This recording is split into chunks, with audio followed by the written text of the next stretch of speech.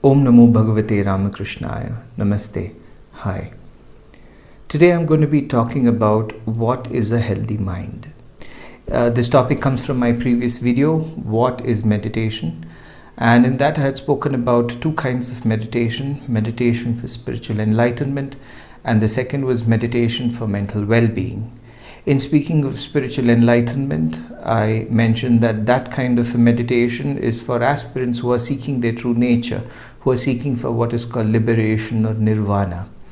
And the second kind of meditation is for the masses, most of us who seek mental well-being, who seek peace and a mind free from anxiety and stress. In speaking of that, I mentioned that we need to develop 5 kinds of minds. 5 kinds of minds that will facilitate our mental well-being. And those 5 kinds of mind are not merely to be cultivated, but are to be meditated upon.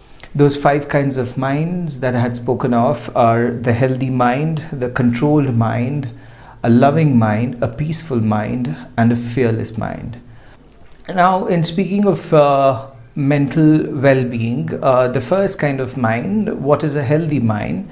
I had defined it as a healthy mind is that which is always hopeful and positive.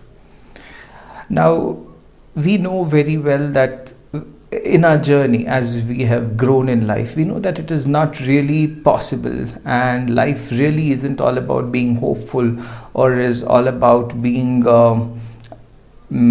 positive. We are always bombarded from outside and from within.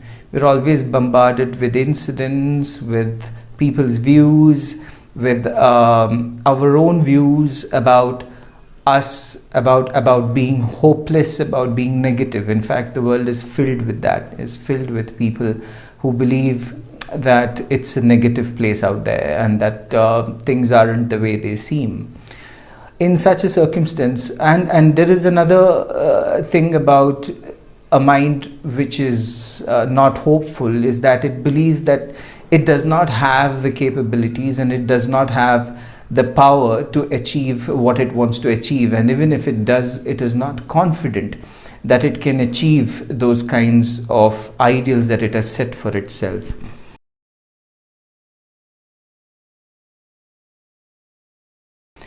One thing we should understand is that when we speak of a hopeful mind, a healthy mind, which is hope and is positive, we're speaking in terms of energy.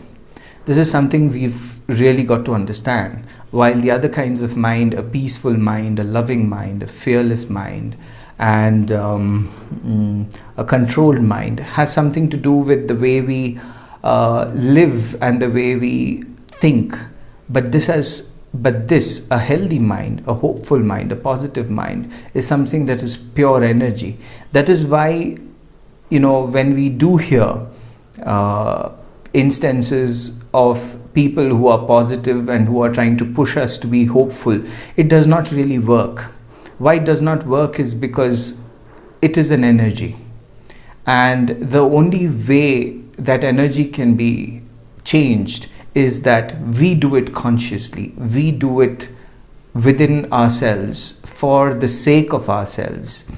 The healthy mind is something very personal. It is a choice that we have to make. We have to reach a point in our lives where we tell ourselves, I'm done, and I'm not going to be hopeless anymore. I'm not going to be negative anymore. When we say that, when we have lived a life far stretched in being hopeless and negative, we may think that we are not really good enough to be hopeful and positive, but that's not true. Let me just tell it very clearly. It's a matter of experiencing energy. It is a matter of cultivating energy. It is not a matter of cultivating ideas, because no matter how many ideas we get in our head, we end up not being able to live up to them. And we kind of feel pressure at times of not actually being able to lift ourselves to the level where others are actually appearing very hopeful and appearing very positive. Right? This is a normal problem. This is what we always face. So the first thing to understand is that it's energy. And this energy can be turned and can be redirected to being hopeful and positive merely by our will. And this is what we have to understand. Do we need to change ourselves? Do we need to be hopeful? Do we need to be positive? Let me tell you one for a fact is that when we are hopeless or when we are negative, we choose to be. But because we have chosen to be for so many instances over the years, the negative sense, the negative aspect of our negative mind has ended up becoming our nature, and we started believing that that is what it is and that is how it is. But the fact is, when people go through a sense of awakening, when people go through a sense of a transformation in their lives, a life-changing event. When I say a life-changing event, a drastic event that pushes us towards the wall, that kind of tests our belief in ourselves to a brink of either giving up and dying or standing up and walking. We have always seen that people have turned the tides just by a mere will, just by desiring it. This is the power of the mind.